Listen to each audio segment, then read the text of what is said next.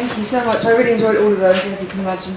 And I actually was going to ask for help and a point on ethics, and I think probably all of you might have interesting and important things to say about arts-led methods, ethics.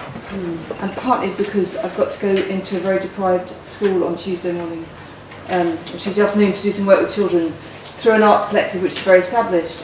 And one of the ways of using arts-led methods is to fire the imagination of children and to get them to think about what world would be like with free buses for them, which is Buses for Justice is the project. But it's also a way of getting information from a group of children and a group of families that I wouldn't necessarily have access to as a researcher. So I've just done the research ethics application, that's all done, and I wrote the grant application in my head. And it's a very co-produced embodied project in lots of ways, but I'm still struggling with the ethics of it, and whether the fact that it's arts-led is some form of exchange, or whether I'm just deluding myself. Okay, could we take a couple maybe, since that's all three of us really? Give you a chance to. Thanks. I just wanted to ask a question about the dark side of innovation and urban movements. I was actually about 30 years ago, I was writing an ESRC grant application which led to a large-scale study of Estonia, Hungary, and Russia just before the wall came down, late 80s, early 90s, looking at urban housing movements and urban environmental movements. It must be one of the few projects in which, while as we were in the field, a new nation appeared. We actually were in the field when Estonia left the Soviet Union by spending a couple of weeks in a large out-of-town sports stadium singing. You may or may not have heard of this, the singing revolution. My question is, so that in the case of Estonia, green and housing movements led to a new nation, and one could say that was a really spectacular success for an urban social movement. But our experience of Moscow, and this is to question the issue of whose interests and whether innovators are actually always progressive. We witnessed people running around with guns, prospective members of the mafia who were turfing people out of their flats at gunpoint, even older people being thrown over balconies and killed, so that there was spontaneous reprivatization of property which then went back on the market. So there is a dark side of innovation and social movements, and I just wanted us to reflect on that in the this is 30 years ago, but this is in the contemporary era. And perhaps the one final comment, that if you're an archivist, it's a shame that I never write about this stuff anymore. I'm sure nobody ever reads our stuff on it anymore. We ought to resurrect some of these kinds of pieces of fieldwork which we did way back then. Okay, thanks. So it's the light in the dark, the enlightenment of the arts and the dark side of innovation. So why don't you please go? Okay, thank you. So I don't have an answer because I think it is a grapple. But I think there's a couple of things that I try to do, having now tried to write quite a lot of ethics applications for co-production projects. The first is to be really clear about the difference between the process that you're doing, so what you're doing as an active participant, and second is the methods that you're using to collect data. And by making a really clear differentiation between those things, you can actually think about the methods. And I think there is an art to writing these kinds of things where you make ethical choices about what to share and what not to. I think the second one is about working through trusted intermediaries. So we've got a project that was set up with young people who would not otherwise have a voice. So these aren't young people who would normally go through the political route of joining a youth assembly or youth council. They don't think politics is for them at all. And we know we don't have enough experience to work with that organisation. So we're working with the Children's Society, whose ethics are already in place. So I think sometimes there's a value in doing it that way.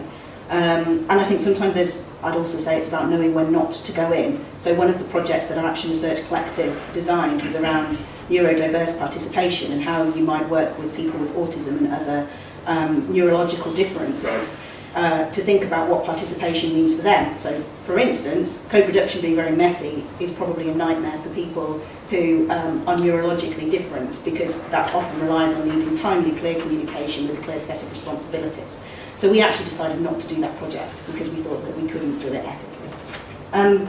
I'll just come back to this other question. I've only got one observation really, which is that I think it's a really interesting question. And one manifestation that I'm aware of is, for instance, in Greater Manchester, there's been a huge amount of social mobilisation in opposition to the spatial framework. And these groups have been campaigning around Save Our Greenbelt, but they actually represent a very diverse mix of those who may be NIMBYs, but who actually have much stronger justifications in terms of the value of brownfield sites, in terms of biodiversity, or in terms of housing needs. But at the same time, it masks, because there's no clarity on what the social movement actually comprises, who organises it, and what its core interests are, it enables others with more ulterior motives to get a voice. For instance, I'm thinking of a group that were positioning themselves as Greenbelt activists but actually trying to shut down the building of a mosque. And it was for very different reasons. So we went and traced who some of these groups were, and they were affiliated with far-right groups. And so I think you have to be really careful about whose expertise is actually being excluded. And it's not always about this mythologized idea of the expert, or of the citizen as expert. In our sort of case study of the Greater Manchester Planning Framework, it's actually some of the planners who are being marginalised in terms of their expertise. Because the ways in which they have to respond to the legal framework and the needs of developers and the new regulations means that they can't find a way to communicate the expertise that they have in order to give clarity about the scope of the issue for citizen participation. Thanks. Yeah, thank you.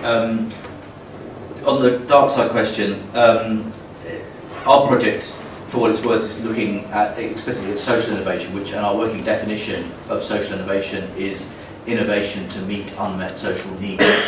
So in that sense, I don't think that gangsters throwing people off balconies would qualify as something we would define as social innovation. But of course, I mean, your wider point is absolutely right. I mean, there's no determinate relationship between being a social movement and having a kind of any particular kind of progressive politics. Quite the reverse. Try to jump in on both of those. On the dark side, I mean, I was reminded, as we were saying, of Lana Alexia, which is Secondhand Time, which describes that process, violent dispossession, very powerfully, and in very important terms as well. One of the things that, I mean, at least I encountered sort of thinking about social movement historiography is also its relationship to certain forms of populism. And some of the dark side also shades into certain forms of nativism as well. Not only on the right, which we might have encountered in various ways, but increasingly on the political left as well. Who counts, who doesn't count? And certainly in our current conjuncture, certain boundaries are being redrawn in ways that are incredibly pernicious, I would argue. And that's also taking place here in the UK and in a number of different contexts. So I think that relationship's a really interesting one to think about, and to sort of repurpose a term from the late 60s that I'm familiar with in German context. For some activists, one of my worries is that what they used to see as a long march through the institutions, if you want to call it that, has become a rather short hop into those institutions. And obviously, Saw a lot of that. And we're seeing it again. And yeah, I'll leave it at that, because I think we know what organizations may or may not be interested in some of those kinds of mobilizations. But that's one of my worries in the context of really important issues around, for example, housing, which is probably close to what I work with. On the question of ethics, again, I think I echo Beth's point about sort of also knowing when not to step into particular kinds of moments, events, or spaces. My own encounter with that has been largely sort of working with migrant squatters, where I think of one example when I was in Bologna a couple of years ago, where we were in front of a particular space that we thought we might go in and speak to people, but it was clear they didn't want to speak to us, and that was the most sensible, but politically the most important thing to do as well in that context. The wider issue of ethics is one that actually, when I think of sort of struggles around housing in terms of the squatter movements I've looked at, actually has animated their own work since the late 60s. I think of the emergence of radical architecture collectors in universities in the late 60s who wanted to work within particular communities, but didn't often work through the ethical implications, not to mention the political and social implications of doing precisely that. And so that question of what constituted co-production in those particular moments was something that was imminent to what they were trying to work through. It in fact animated their form of activism in the first place. They felt that the kind of curriculum they're being given in rooms like this, for example, were insufficient. But yet, at the same time, perhaps they didn't think through the consequences of trying to work with local communities. I'm thinking of one example in Berlin, in West Berlin, in the Viertel, which is one of these satellite housing estates right on the northwestern fringe, and you had the equivalent of the sort of Institute of Education in Berlin at the time, sort of sending students up there to sort of set up newspapers and so on, but not realizing that what the locals wanted, their own needs and desires that were often imminent to their own struggles, were articulated in a very different language. And there's some really amazing archival material that I've been lucky enough to just find recently to kind of start working through it, where you have local community organizers sort of pushing back, but also articulating a different kind of ethics about what that space meant. So I think there's something about how we inhabit a particular space and how we think of what that means ethically, or in some cases refusing to inhabit that space, which becomes quite important as well. It's got time for just one more question. If I could just finish off, if no one else is going to contribute. Just one of the things that struck me in all the presentations, I mean, linking all the presentations, was that when we think about discussions about urban politics and governance more generally, one of the axioms that comes out of much of the literature of the last decade, but more of the last kind of first 5 years of the last decade, is that the boundaries of where city politics begins and ends are quite fuzzy. So when people position themselves against the state, that positioning is not unproblematic in and of itself. So in Syriza or Pegida, suddenly the against the state becomes of the state. But even when Alex was talking, there's the sense of squatters' movements being against the state, kind of almost, in a sense, is potentially undermined by the permeability of the state-civil society boundary, and the state is in the individual as much as in the institution. And I guess with Beth, there was a sense that the co-production by the local authority as Manchester reforms and its relationship to the community, kind of fuzzy. Manchester local authority is a kind of big bureaucratic structure. Many of those people are working with the community groups, the organisations as well. So there's a kind of Venn diagram overlap. So there's 2 points that come out of that. I mean, one is, what are you thinking about in each of your contributions about how we understand contemporary city politics, where the city politics begins and ends, and where urban governance is, but also what does the comparative lens offer to that? Very quickly. I could very quickly just, before I run down, I mean, it's also interesting how many times, people in various social movements and squatters end up actually being politicians themselves in various contexts. The obvious example maybe perhaps is Barcelona more recently, but there are a number of other examples we could draw attention to, and so that kind of sort of grey area actually is part of forms of urban governance that we encounter in a number of different circumstances. I think one of the things that has certainly changed, and is, at least in my experience, is that if you look at some of the negotiations between housing activists and municipal authorities, there was a room for negotiation. It was a negotiation. Now it feels less like that in many contexts. I was just in Berlin a couple of weeks ago, and I was looking at the different legal contracts signed between squatters and the state. And they would go through 5, 6, 7, versions, and you could see both the squatters and municipal authorities editing them. Yeah. That wouldn't happen now. The only appearance would be often, a rather large group of police vans, and there wouldn't be a negotiation now, other than trying to get people out of that space. So I think there has been a shift in terms of the way in which governance sees certain forms of action, perhaps, which I find not only is it specific to German context, but across Europe and North America more generally. So I mean, just briefly, I think your point is well made, Mike, and I think it's not just a case of perhaps activists moving into or taking over some elements of the state.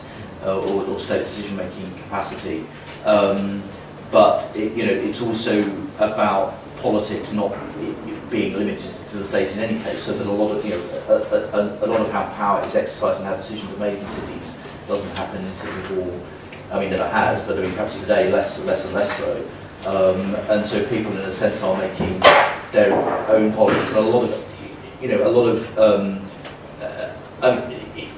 there are elements of, particularly what's happening in Athens, of almost the shadow state becoming more effective than the official state, if you like, because of the complete kind of collapse of the public finances. Thank you. Yeah, thank you. I mean, I think this question of how we understand the political is really important. And one of the things that our intra-urban comparative lens does is enable us to actually understand that in very different ways. So we've got one of our action research projects working with policymakers looking at the green site and co-productive strategies there, and how we might use communications to actually help this shift from a bureaucracy to a politicised sort of organisation with the combined authority, whilst others are looking at sort of what happens to the political behaviour of those who don't vote in low-income communities. But I think one of the key things for me is this stark difference between the personal and professional that policymakers make themselves, decision makers make.